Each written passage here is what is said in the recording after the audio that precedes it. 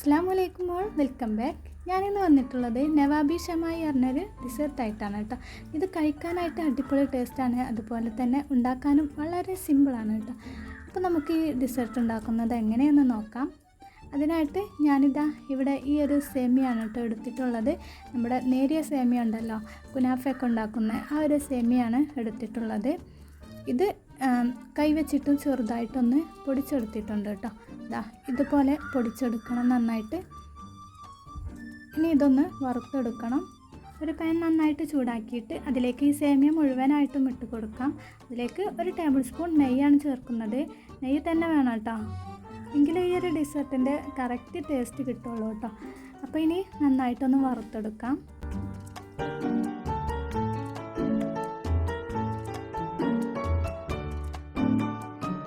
ചെറുതായിട്ട് ഇതിൻ്റെ കളറൊക്കെ ഒന്ന് മാറി തുടങ്ങുന്ന ഈ ഒരു സമയത്ത് ഇതിലേക്ക് 2 ടേബിൾ സ്പൂൺ പാൽപ്പൊടി ചേർത്ത് കൊടുക്കാം. 2 ടേബിൾ സ്പൂൺ പൊടിച്ച പഞ്ചസാരയും കൂടി ചേർത്ത് കൊടുക്കുന്നുണ്ട്. കൂടുതൽ മധുരം വേണമെങ്കിൽ ഒരു 3-4 ടേബിൾ സ്പൂണോളം പഞ്ചസാര ചേർത്ത് കൊടുക്കാം കേട്ടോ. ഇനി ഇതിലേക്കൊരു 15ഓളം ബദാം ഇതുപോലെ ചെറുതായി കട്ട് ചെയ്തതും കൂടി ചേർത്ത് കൊടുക്കുന്നുണ്ട്. നിങ്ങൾക്ക് കാഷ്യൂനട്ട് വേണമെങ്കിൽ അതും കൂടി ചേർത്ത് കൊടുക്കാം കേട്ടോ. എല്ലാം കൂടി നന്നായിട്ടൊന്ന് മിക്സാക്കി എടുത്തതിന് ശേഷം ചെറുതായിട്ടൊന്ന് ചൂടാക്കിയെടുക്കാം.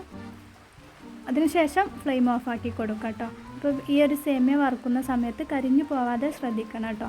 ചെറുതായിട്ടൊരു ഗോൾഡ് കളർ ആവുന്നത് വരെ ആണ് ഇത് വറുത്തെടുക്കേണ്ടത്. അപ്പോൾ ഈ ഒരു കളറിലാവുമ്പോൾ നമുക്ക് ഫ്ലെയിം ഓഫാക്കി കൊടുക്കാം.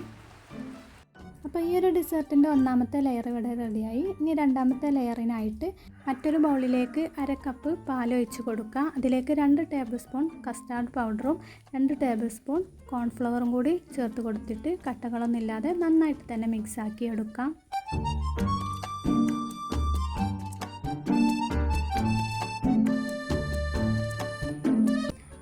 കട്ടകളൊന്നും ഇല്ലാതെ തന്നെ മിക്സാക്കി എടുത്തിട്ടുണ്ട്. ഇനി ഇതിവിടെ മാറ്റി വെക്കാം. അടുത്തതായിട്ട് ഒരു പാത്രത്തിലേക്ക് 1/2 ലിറ്റർ പാലെടുത്തിട്ട് നന്നായിട്ട് തന്നെ തിളപ്പിച്ചെടുക്കുക.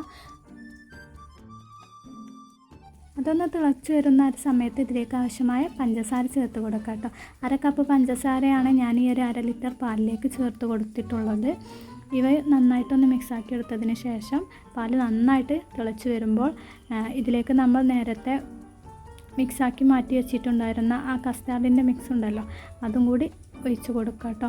അപ്പം ഒഴിക്കുന്ന സമയത്ത് ഒന്നുകൂടി ഈ ഒരു മിക്സ് ഒന്ന് ഇളക്കി കൊടുക്കണം.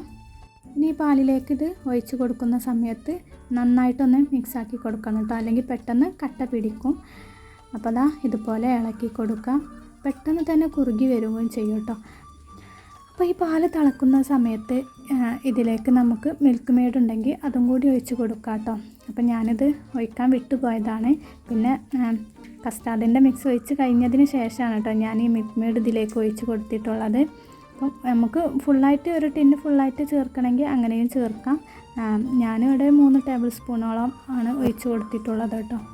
അപ്പം കൂടി ചേർത്തിട്ട് നന്നായിട്ടൊന്ന് മിക്സാക്കി കൊടുത്തിട്ടുണ്ട്. ഇത് ചേർക്കുമ്പോൾ ഒരു പ്രത്യേക ടേസ്റ്റാണ് കേട്ടോ ഈ ഒരു ഡിസേർട്ടിന് കിട്ടുന്നത്. എല്ലാം കൂടി നന്നായിട്ട് ഒന്നുകൂടി ഒന്ന് മിക്സാക്കി കൊടുത്തതിന് ശേഷം ഇതൊന്ന് തണുക്കാൻ വേണ്ടിയിട്ട് മാറ്റി വെക്കാം. ഇതിപ്പോൾ തന്നെ നന്നായിട്ട് കുറുകി വന്നിട്ടുണ്ട് കേട്ടോ. അപ്പോൾ ഇതിലേറെ ലൂസിലാണ് നമുക്ക് കിട്ടേണ്ടത്. അപ്പം നമ്മൾ കസ്റ്റാർഡ് പൗഡർ 2 ടേബിൾ സ്പൂണാണല്ലോ എടുത്തത്. അതെടുക്കുമ്പോൾ 1.5 ടേബിൾ സ്പൂൺ എടുത്താൽ മതി കേട്ടോ. അപ്പോൾ നമുക്ക് കറക്റ്റ് പാകത്തിന് കിട്ടും. ഇനി ഇതൊന്ന് തണുത്തതിന് ശേഷം നമുക്ക് ഇത് ലെയറാക്കിയിട്ട് സെറ്റാക്കി എടുക്കാം. അപ്പോൾ ഇതുപോലത്തെ ഒരു പാത്രമാണ് ഞാൻ എടുത്തിട്ടുള്ളത് കേട്ടോ. നിങ്ങൾക്ക് നിങ്ങളുടെ കയ്യിലുള്ള ഏത് പാത്രം വേണമെങ്കിലും എടുക്കാം. അപ്പോൾ നമ്മൾ നേരത്തെ വറുത്ത് വെച്ചിട്ടുണ്ടായിരുന്ന ആ ഒരു സേമിയയിൽ നിന്നും പകുതി സേമിയ ഇതിലേക്ക് ചേർത്ത് കൊടുക്കാം കേട്ടോ. മുഴുവനായിട്ടും വേണ്ട, പകുതി മാത്രം മതി. ഇനി ഇതൊന്ന് ഈ പാത്രത്തിൻ്റെ എല്ലാ ഭാഗത്തും ആകുന്ന രീതിക്കൊന്ന് പരത്തിയെടുക്കാം.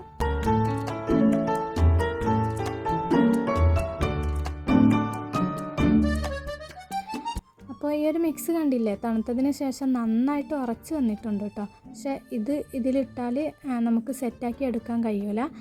അപ്പം ആദ്യം ജസ്റ്റ് ഒന്ന് ഞാൻ വെച്ച് നോക്കുകയാണ് കേട്ടോ, കഴിയുമെന്ന്. അപ്പം കഴിയുന്നില്ലായിരുന്നു. പിന്നെ അതിന് ശേഷം ഞാൻ കുറച്ചുകൂടി പാലൊഴിച്ചിട്ടൊന്ന് മിക്സാക്കി എടുത്തതിന് ശേഷം ഇതിലേക്ക് ഒഴിച്ച് കൊടുക്കുകയാണ് കേട്ടോ. അപ്പോൾ കറക്റ്റ് അളവിന് കിട്ടിയിട്ടുണ്ടായിരുന്നു. അപ്പോൾ ഞാൻ നേരത്തെ പറഞ്ഞതുപോലെ നമ്മൾ കസ്റ്റാർഡ് പൗഡർ ചേർക്കുമ്പോൾ 1.5 ടേബിൾ സ്പൂൺ മാത്രം ചേർത്താൽ മതി കേട്ടോ. 1/2 ലിറ്റർ പാലിലേക്ക് 1.5 ടേബിൾ സ്പൂൺ മാത്രം കസ്റ്റാർഡ് പൗഡർ ചേർക്കുക. അപ്പോൾ ദാ പാലൊഴിച്ച് മിക്സാക്കിയതിന് ശേഷം ദാ ഇതുപോലെയാണ് കിട്ടിയത് കേട്ടോ. ഇങ്ങനെയാണ് നമുക്ക് വേണ്ടത്.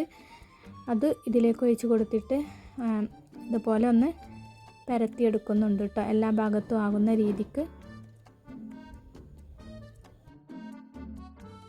ഇനി ഇതിൻ്റെ മുകളിലായിട്ട് ബാക്കിയുള്ള സേമിയ മുഴുവനായിട്ടും ഒന്ന് വെച്ച് കൊടുക്കുന്നുണ്ട്.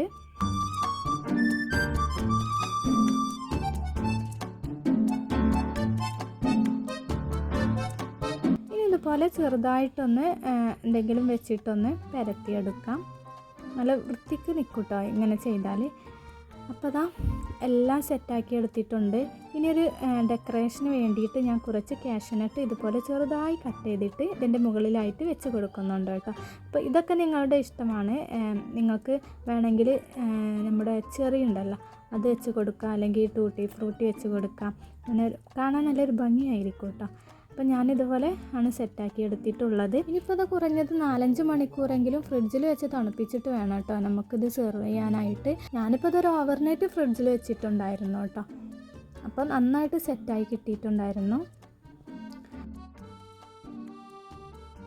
അപ്പോൾ ഇതാ നമ്മുടെ സ്വീറ്റ്സ് ഇവിടെ റെഡി ആയിട്ടുണ്ട് കേട്ടോ. ഇനി നമുക്കിതൊന്ന് കട്ട് ചെയ്തെടുക്കാം. ഇതൊരു ഈദ് സ്പെഷ്യൽ ഡിസേർട്ട് കൂടിയാണ് കേട്ടോ. നമ്മൾ വീട്ടിൽ ഫുഡിന് പുറമെ പായസമൊക്കെ ഉണ്ടാക്കുമല്ലോ, അതിന് പകരമായിട്ടൊക്കെ ഉണ്ടാക്കിയെടുക്കാൻ പറ്റുന്ന ഒരു സ്വീറ്റ്സ് കൂടിയാണിത്. അപ്പോൾ ഇതുവരെ ഈ ഒരു ഡെസേർട്ട് ട്രൈ ചെയ്തിട്ടില്ലെങ്കിൽ നിങ്ങൾ തീർച്ചയായിട്ടും ഒന്ന് ട്രൈ ചെയ്ത് നോക്കണം കേട്ടോ. അടിപൊളി ടേസ്റ്റ് തന്നെയാണ്. അപ്പം ഈ ഒരു സേമിയയുടെ ആ ഒരു ക്രിസ്പ്നെസ്സും പിന്നെ അതിൻ്റെ ഉള്ളിലുള്ള ആ ഒരു ക്രീമി ആയിട്ടുള്ള നമ്മുടെ പാലിൻ്റെ ആ മിക്സും എല്ലാം കൂടി ആകുമ്പോൾ നല്ലൊരു ടേസ്റ്റ് തന്നെയാണ്. നമ്മുടെ കുട്ടികൾക്കൊക്കെ ഒത്തിരി ഇഷ്ടമാവും ചെയ്യും കേട്ടോ. അപ്പം ഈ ഒരു റെസിപ്പി നിങ്ങൾക്ക് ഇഷ്ടപ്പെട്ടെങ്കിൽ ഞാനെപ്പോഴും പറയുന്നത് പോലെ ലൈക്ക് ചെയ്യാൻ മറക്കരുത് കേട്ടോ. പിന്നെ നിങ്ങളുടെ ഫാമിലിക്കും കൂട്ടുകാർക്കും എല്ലാവർക്കും ഷെയർ ചെയ്യാനും കമൻറ്റ് ചെയ്യാനും മറക്കരുതേ. ഈ ഒരു വീഡിയോ നിങ്ങൾ ഇനിയും സബ്സ്ക്രൈബ് ചെയ്യാതെയാണ് കാണുന്നതെങ്കിൽ പ്ലീസ് ഒന്ന് സബ്സ്ക്രൈബും കൂടി ചെയ്ത് സപ്പോർട്ട് ചെയ്യണേ. അപ്പോൾ ഇനി അടുത്ത മറ്റൊരു വീഡിയോയുമായി വീണ്ടും വരുന്നത് വരേക്കും എല്ലാ കൂട്ടുകാർക്കും അസ്സലാമു അലൈക്കും.